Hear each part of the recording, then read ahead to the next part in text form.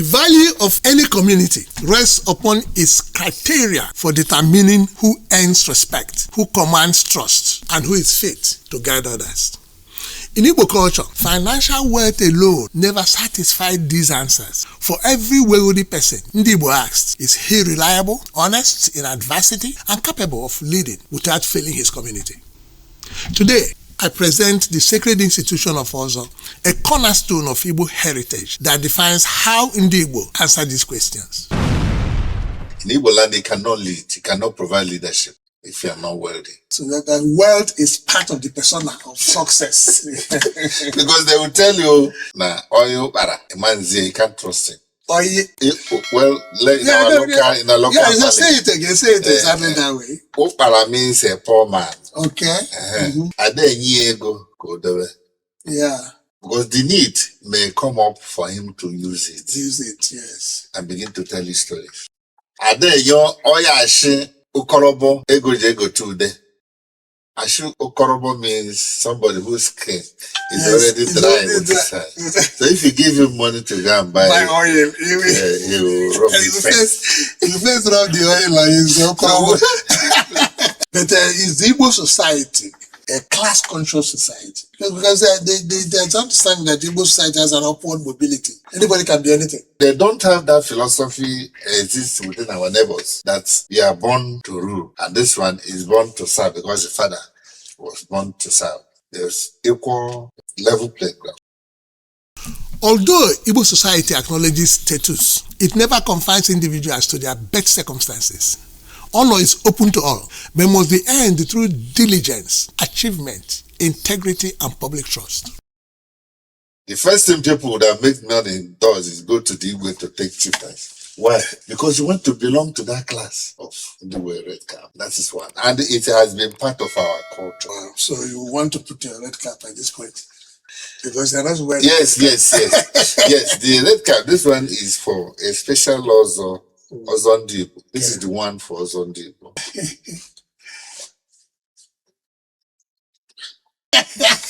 I want to get the better. That is it. With this one, this is it. So you were explaining also the pillars of Ozo. Okay. I was trying to put it across to you, to the public, that Ozo has fundamental pillars. Yes. Nkembu n'Ozo will be eziokwu bundo. Yes. The sense of truth. That's number one. That pillar, if you're not ready for an honest life, don't get involved in it. Ozo extends far beyond basic regalia. A cap signals status, but only truth grants legitimacy. A title without integrity is a hollow vessel without soul. And Ozo is not somebody who will tell you, bring this cup. And he say yes, and later will not do it. Good. That's not an Ozo. And Ozo is not somebody who will say, let's go to war. And he begin to plan how not to go with you. Fantastic. He is not such a person. Yes. And Ozo is a leader who have sacrificed himself to stand on the path of truth. Come rain, come shine. Fantastic. And Ozo is such an piece in this issue of legal standing in the village. Even if his son or daughter is involved in a case, he cannot afford not to say it the way it is. The reason is why, even if he wants to change, he cannot do that. Because that is those processes that have been taken along all these years when we were preparing him for that title. Because the purpose of providing as an Ozo is for you to be a leader of your people. And so the people designed what they want a leader to go through before they can give you that respect and allow you to lead them. You don't just jump from the wood and say, I am the leader. Professor Oluka insists that leadership is not noise. Leadership is not self-announcement. Leadership must pass through preparation, discipline, sacrifice, and public testing. And that is one of the things I saw as one of the problems we have down here. Leadership is a serious business. And anybody who wants to lead the people should be committed, should sacrifice certain things, should go through some processes, So we cannot be doubting. One of those that tells you this thing costs 10,000 naira. You don't need to question it. Because if he tells you lies, the consequences are so huge. You don't even need to know. Because it's within him and his family. And it's like you are taking an oath at any time. You are doing something for the people. It took him the oath of truthfulness. The oath is not just a common one you take. It is traditional oath. Traditional oath is such that the consequences lives with you and after you. That is one. Sorry, this truthfulness, what do Igbo people call that? Isaile. Yeah.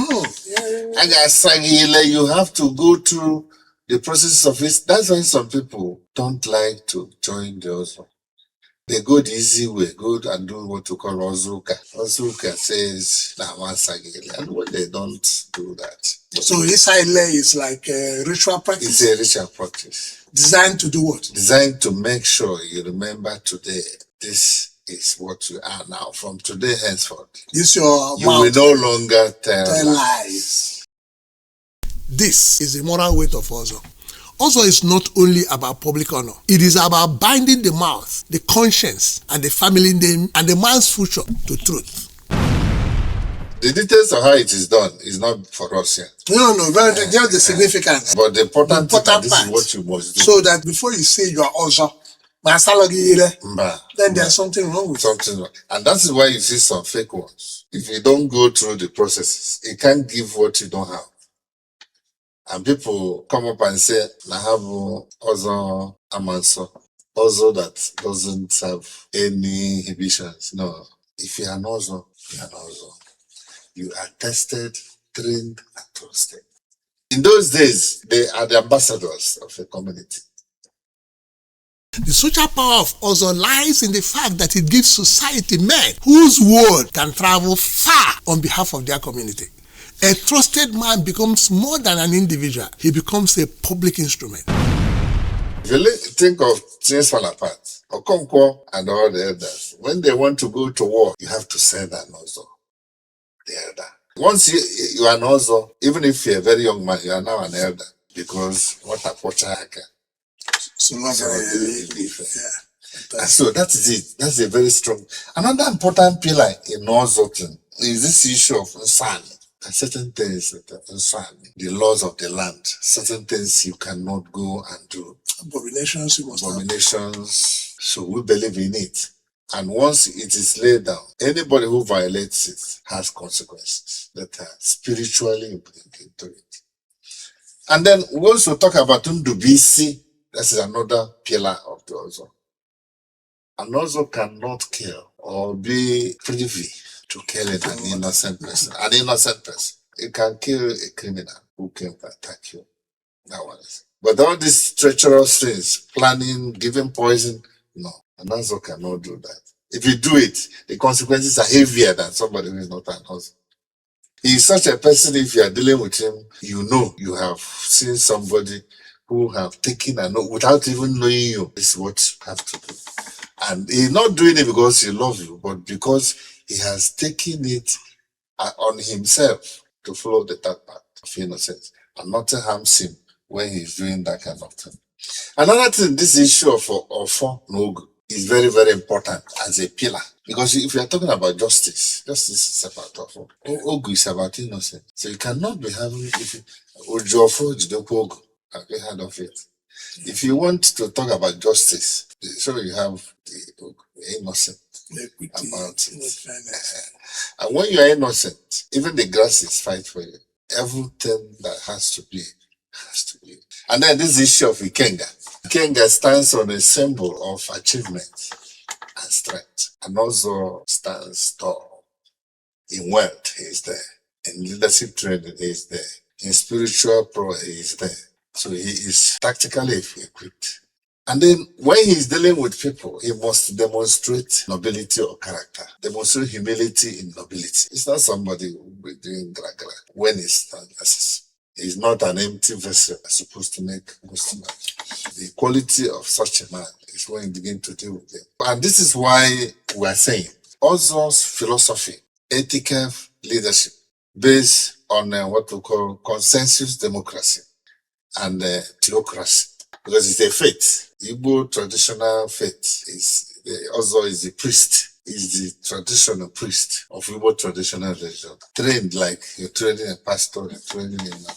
And so they have to profess the faith, stand on it, and do whatever. And so strength of character is important. And then allowing what we call level playing ground is part of his life. If he marries wives, he cannot love this one, I hate this one.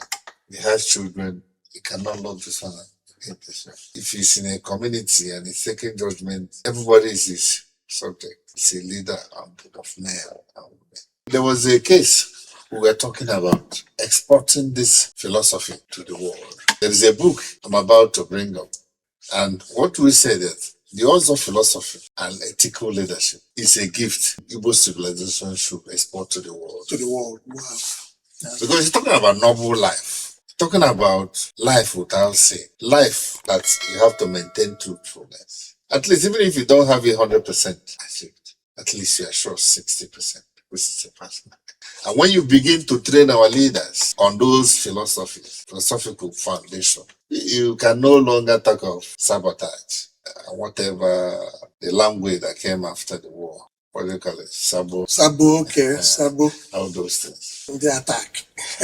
Those things are foreign. Yes. There was a conference we had last time, and I told them that this issue of Ndigbo, sanctity of life, you can't kill.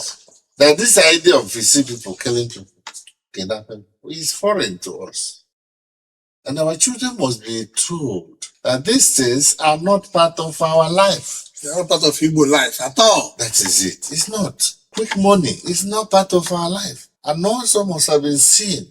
Remember, we'll count on how many bands in those days for you to elevate to a different class. Yes. You must have been seen. Young bands. Yes. You must have been seen to be in a business. And the business is growing. And everybody notices that it's growing. It's not just to overnight you wake up and tomorrow you're a billionaire. What for?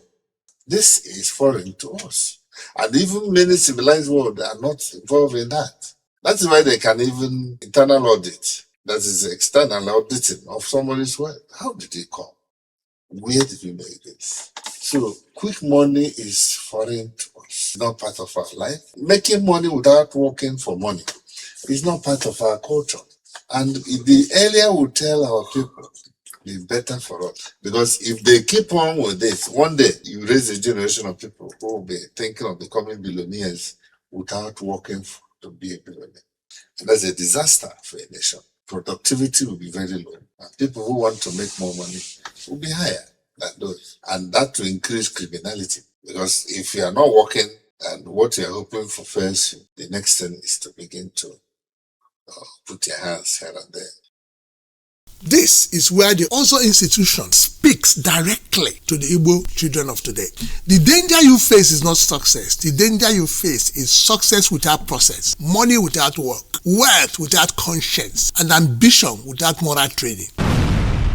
So also, if you let me say it, is a summary of what an Igbo man used to be. And the war and colonization has come and destroyed the things that held us together. That is why things are falling apart. Quick money, yahoo, all those things, good in themselves and whatever thing, but not the way an average person is supposed to do in order to make money. Making money is a pure business, straight line.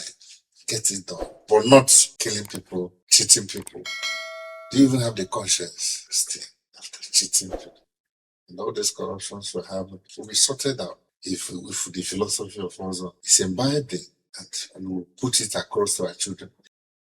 The message is not that every person must take an Ozo title. The message is that every generation must inherit the discipline behind the Ozo institution. Truth, work, restraint, sacrifice, fairness, and responsibility. My own take is that we should not just take it and know it without passing it over to those who will use it. Otherwise, the rich will be crying, the poor will be crying, everybody will be in disarray. This is just great. So from what I hear is that the Igbo society has created an institution, the Ozo title taking. This institution is designed to harness the best of the society, right? Character, Character, in training, and money and wealth. Because in Igbo land, you cannot lead, you cannot provide leadership if you are not wealthy. Right. So that wealth is part of the persona of success. Because they will tell you, nah, oil para, a man say you can't trust him. Well, in our local family. Say it again. Say it exactly that way. Opara means a poor man. Okay. Yeah. Because the need may come up for him to use it. Use it, yes. And begin to tell his stories. Ashi ukorobo ego today. Ashi ukorobo means somebody whose skin is already dry with his hand. So if you give him money to go and buy oil, he will rub his face. He first rub the oil on his ukorobo. So when you bring that Namoro Nobi, people who have no loyalty in there, people who have no trace of Ozo character in their lineage, put them into government, put them into money. They begin to swim like they're shocked. But is the Igbo society a class-conscious society? What is how do you, because there's understanding that the Igbo society has an upward mobility. Anybody can be anything. Yes.